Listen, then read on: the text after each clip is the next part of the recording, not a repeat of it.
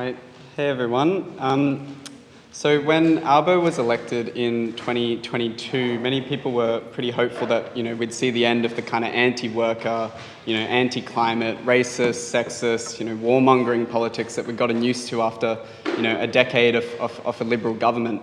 But it hasn't actually taken long for these hopes to be squashed. Albo's Labor government has not substantially changed course from any of the policies of the Liberals. They've maintained their commitment to spending in a cost of living crisis, over $368 billion on the AUKUS nuclear submarines. They've continued to greenlight huge fossil fuel projects like the Scarborough gas project. They've made no moves to reverse the Liberals' cuts to universities, hospitals or public schools. They've maintained the racist and cruel immigration policies of the Liberals. And on top of all this, Albo has been a stalwart supporter of Israel during their ongoing genocide in Gaza.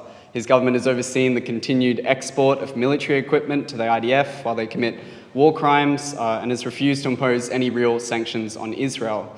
Pro-Palestine members of his government, like Fatima Payman, have been intimidated and hounded out of the party. And now, by imposing administration on the CFMEU, they've launched the largest attack on the union movement that we've seen in Australia in recent history.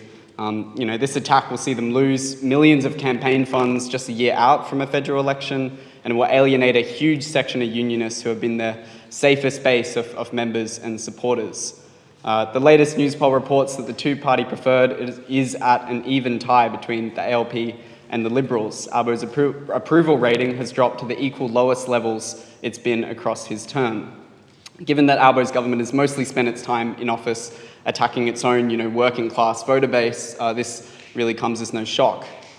But the rightward shift of Labor has actually taken lots of, long-time Labor faithfuls by surprise. Many are feeling betrayed by the party of reform.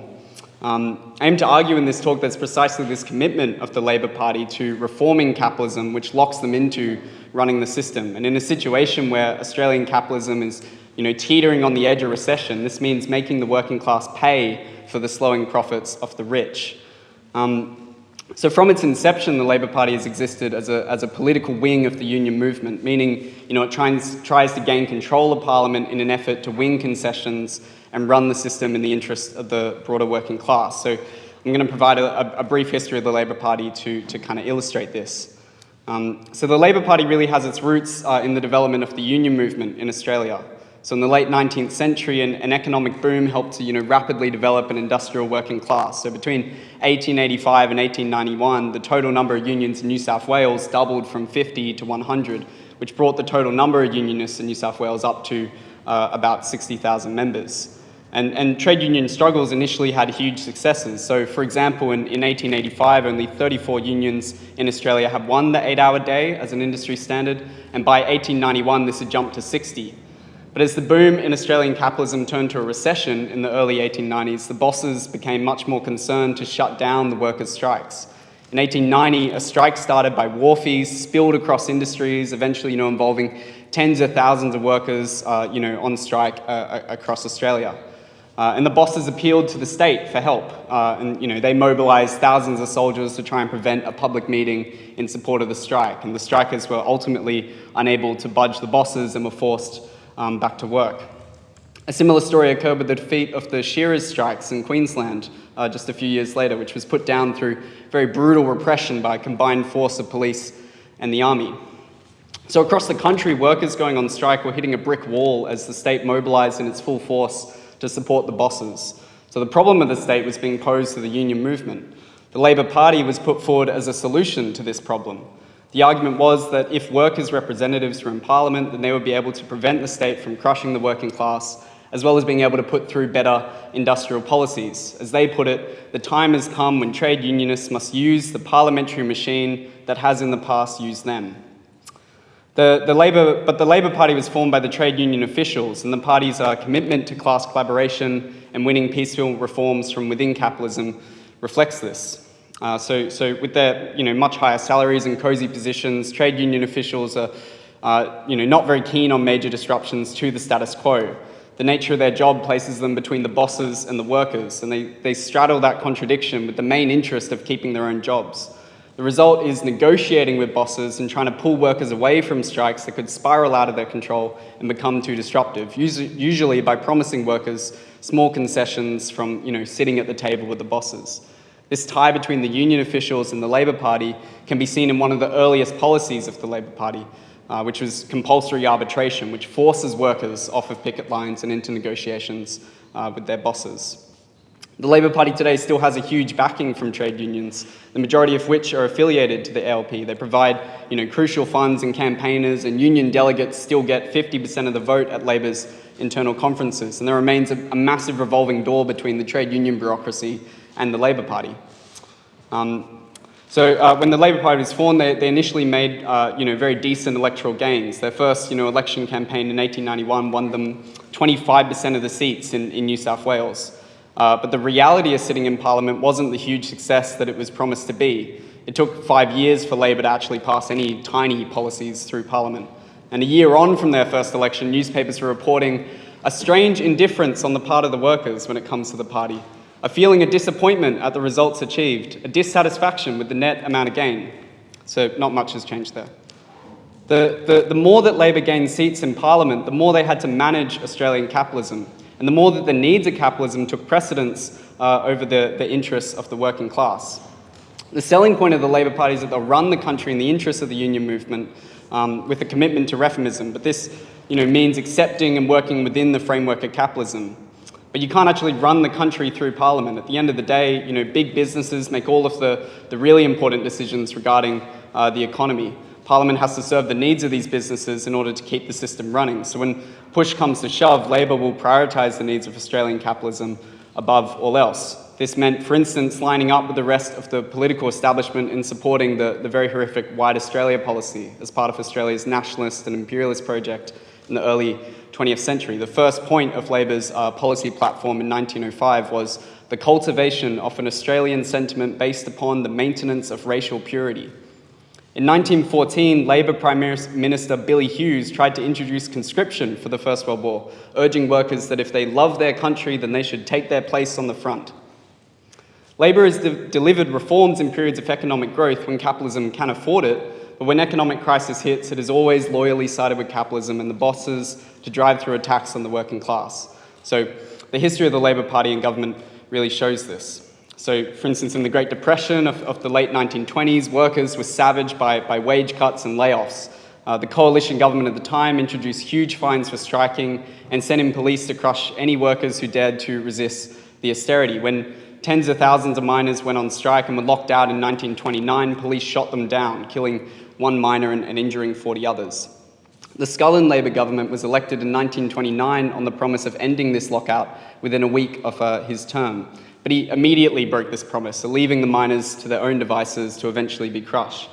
Labor came to power just as the Wall Street market crash hit, which signalled the start of the Great Depression proper.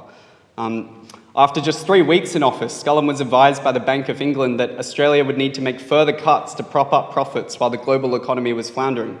Scullin didn't hesitate and cut 100,000 workers from public works across the country and slashed wages by 10% across the board across all industries. Labor's commitment to running the system meant that workers could be thrown to the dogs if that was in the national interest of Australian capitalism. Under Scullin, unemployment exploded up to 30%. His government was swept out at the next election, replaced by even worse Conservatives. This is a pattern which characterises almost every Labor government since, being elected on the basis of making life easier for a struggling working class, but then once in Parliament, prioritising the needs of the economy and big businesses over that working class. So the Labor government at Chifley, for example, was elected after the Second World War in a huge, post-war industrial boom. Labor had the majority in the lower and the upper house, and workers had, high hopes of wage increases and low unemployment. But Chifley's government dragged its feet, passing any real reforms. So the union movement took the initiative, and strike action really, exploded across the country. But such militant unionism threatened Australian capitalism, and Chifley very dutifully set to work in crushing it.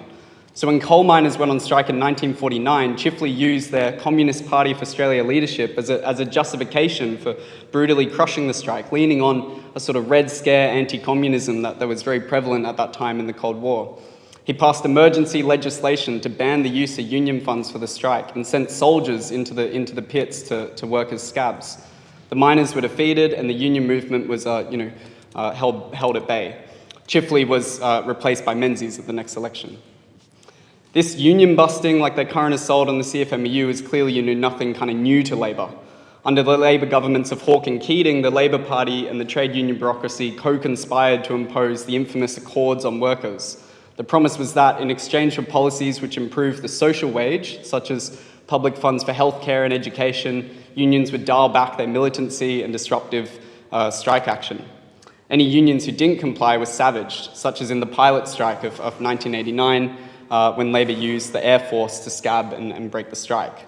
This is occurring in the context of an economic slump in the late 70s, where unions had become much stronger and were a very frustrating obstacle to the austerity and economic remodeling which was being required by the bosses. So for instance, in 1974, for every 1,000 workers, there was an average of 1,075 strike days lost every year. Hawke's election and the Accords decimated all of this. Within just a few years, strike days were reduced to a third of what they had been. Real wages fell backwards and living standards dropped. The Accords culminated in the enterprise bargaining system that we're stuck with to this day, which has made striking entirely illegal except for a narrow period every few years, and even then outlaws workers from maintaining a genuine picket. And there's so many more examples we could get into, but I won't really have time to delve much more into that kind of history of the Labor Party, so I'll just draw some of the kind of conclusions I think we can take from that. I think the main thing is that it's pretty clear from this history that attacking their own base in the working class is nothing very new to Labor. And I think really with that we could start to answer the question of why Labor is so right-wing. One of the things is their focus on winning elections. That really helps to push them to the right as they try to appeal to this lowest common denominator for votes, and desperately avoid alienating any section of the working class.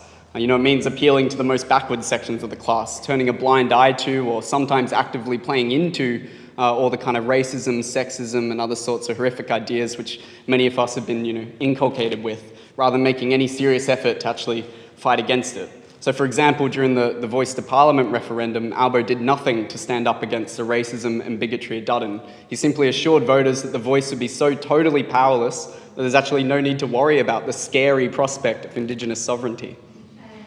I think the most important thing that we should take away is that the rightward shift of the Labor Party of today is not some new direction, new policy choice of the Labor Party. It's a product of running capitalism when capitalism itself is in crisis and the profits of businesses need to be protected at the expense of workers' living conditions. The Australian economy right now is nearing recession. Housing is more and more insecure and inadequate. Workers everywhere are feeling the crunch as wages stay low and the cost of living stays high. Finding a job is grueling and our social securities are falling apart. These sorts of crises are not new, they are inherent to the capitalist system. The only way out is revolutionary system change, to a socialist society where our economy and institutions can be democratized and run in the interests of the working class, not the ultra-rich. But I'll leave it to the discussion to maybe spell out that out and how we're going to get there kind of in more detail. But yeah, thank you.